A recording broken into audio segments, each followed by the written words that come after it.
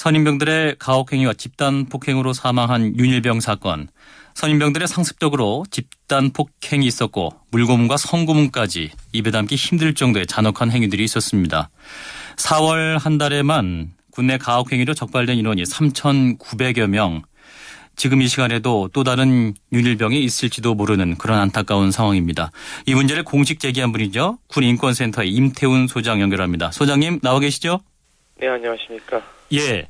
자, 윤일병이 사망한 게 4월이었고요. 많이 알려졌습니다만은 자세히 모르시는 분들을 위해서 어떤 가혹행위들이 있었는지 다시 짚어주신다면요? 예, 사건은 4월 6일 날 있었고요.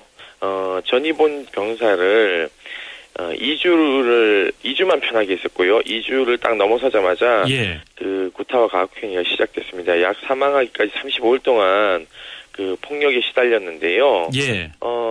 폭력의 행위들을 보면 이유들을 보면 이런 겁니다. 말을 잘 못한다는 이유로, 어눌하게 한다는 이유로, 예. 대답을 늦게 한다는 이유로, 또는 말대답을 한다는 이유로, 예. 또는 소리를 내서 먹는다는 이유로, 다리를 전다는 이유로, 다리를 전다는 게 자기네들이 폭행해서 다리를 절었거든요. 예. 그런 이유로 또 자기가 폭행한 부분에 무릎이 부어가지고 무릎에 형체가 없는데도 불구하고 그게 또 신기하다고 또 때리고, 뭐 이루 말할 수 없이 폭행이 가해졌고요. 예.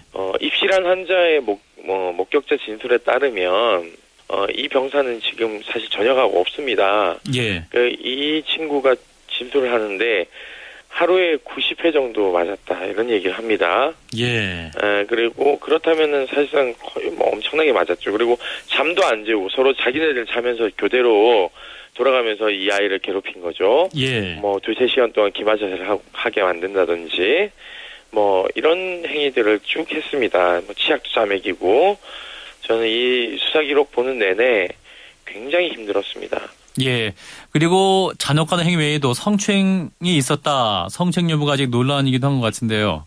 뭐 논란 아니고요. 성추행 정확하게 맞습니다. 예. 논란이라고 얘기하는 것은 국방부가 예. 소염제를 가해자들이 발라주지 않고 피해자가 스스로 바르게끔 했다는 것입니다. 예. 그럼 전자는 성추행이고 후자는 성추행이 아닙니까? 보는 앞에서 그렇게 했으면 전자도 성추행이고 후자도 성추행이죠. 예.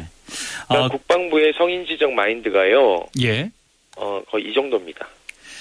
예, 그렇다면 이 말씀하신 내용 외에 어눌하다, 대답이 늦다, 걷는 게 이상하다, 뭐 이런 요인 외에도 아직까지 그 밝혀진 구타 이유가 없나요? 그 주범인 이 병장이 네. 그 제왕적 권력을 행사했던 거죠.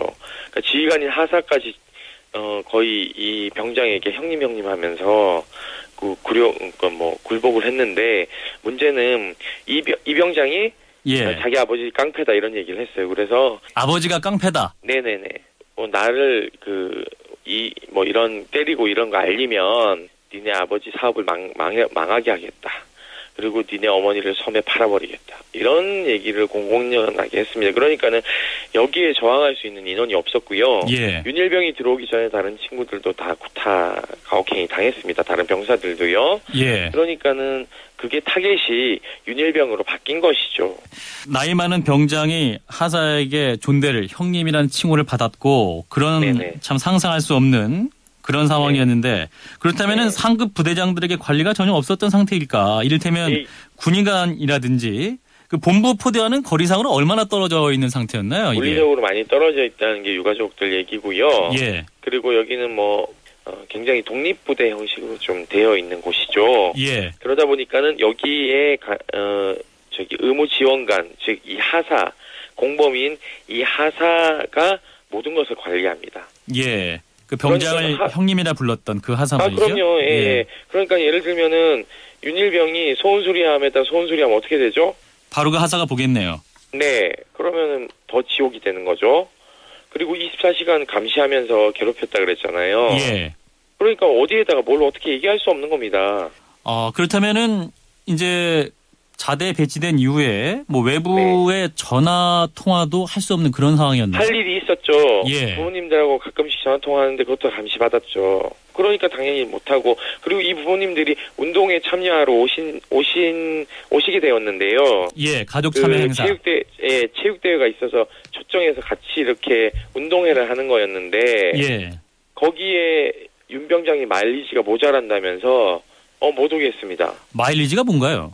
모르겠어요. 뭔지요. 마일리지가 무슨 뭐 비행기 타는 것도 아닌데, 예. 이유들을 막 그렇게 만들어서 못 오게, 허위로 못 오게 한 거죠. 그래서 어머니가 막 펑펑 우셨어요. 이틀 전에 오셔가지고 내가 미친 척하고 갈 걸. 예. 갔으면은 아들 멍보고 문제 제기했을 텐데, 어머님 그게 또 안타까운 거예요. 본인이 잘못한가 싶어서. 근데 그게 아니거든요. 그렇다면 가족들은 아들이 사망하기 전까지 이러한 가혹행위가 있었다는 사실을 전혀 몰랐던 그런 전혀 상황이었군요. 몰랐죠. 예, 그리고 그 상황에서 전 윤일병이 눈 감을 때 참 슬펐을 거라고 생각해요. 예. 어머니 아버지 얼굴을 못 봤잖아요. 입대하고 나서 예. 아마 훈련소에서 이제 훈련 끝나고 나왔을 때 네. 얼굴 한번 보고는 못 본 거죠.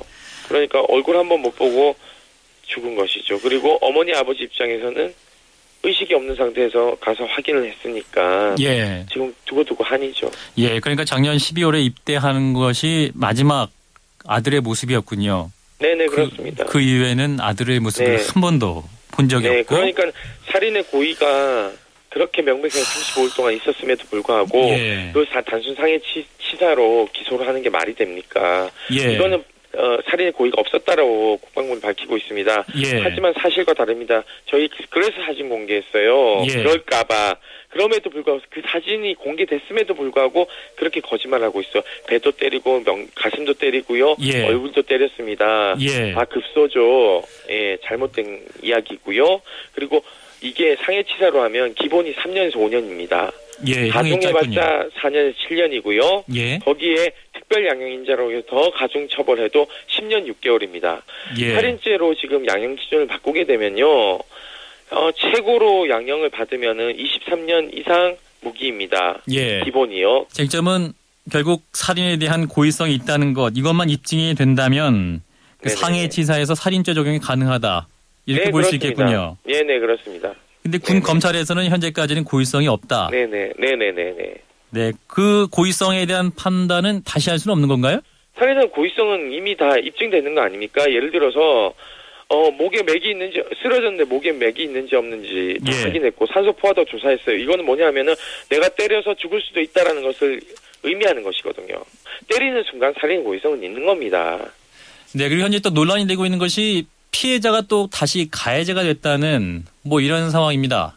그러니까 네네, 그 윤일병 가혹행위에 참여했던 병장이 알고 보니까 또 과거에 비슷한 가혹행위를 당했던 사람이었다라는 내용이 있는데요. 네네네. 사실인가요? 네네네. 네, 뭐 사실입니다. 타겟이 바뀐 것뿐이죠.